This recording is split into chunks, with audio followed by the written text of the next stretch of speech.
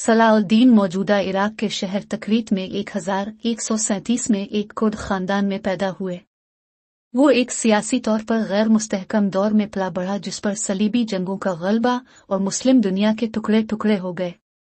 सलाउद्दीन को हलब के हुक्मरान नूरुद्दीन ज़िंदगी की खिदमत में अपने चचा असद अल-दीन शरको की सरपरस्ती में तरबियत दी गई थी। सलाउद्दीन ने अपने फौजी करियर का आगाज मिस्र में किया, जहां वो बिलाखिर फातमी खिलाफत के तहत वजीर बन गए। 1171 में उसने फातमी खिलाफत को खत्म कर दिया, मिस्र को सुन्नी अब्बासी खिलाफत के साथ मिलाया। बरसों के दौरान सलाउद्दीन ने मिस्र, शाम और जजीरा नुमा अरब के कुछ हिस्सों में ताकत को मजबूत किया और ज्यादातर मुस्लिम दुनिया को सलीबियों के खिलाफ मुत्तहिद किया। सलीबियों के खिलाफ सलाउद्दीन की मुहिम में अहम मोड़ हुतै की जंग थी।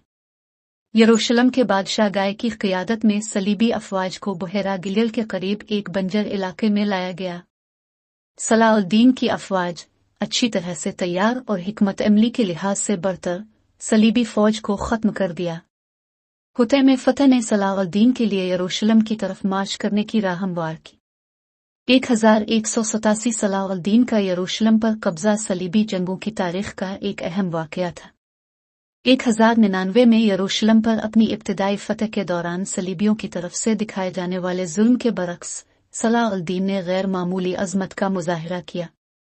इसने ईसाई बाशिंदों को तावान की अदायगी पर शहर से बहिफाजत निकलने की इजाज़त दी और मुक़द्दस मकामात की हिफाजत को यकीनी बनाया।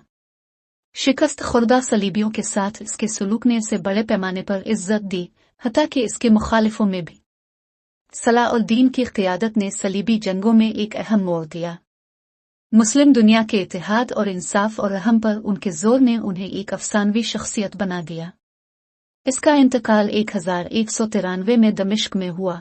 उसने अपनी ज़्यादातर दौलत खैरात और मुहिम्मात पर खर्च की।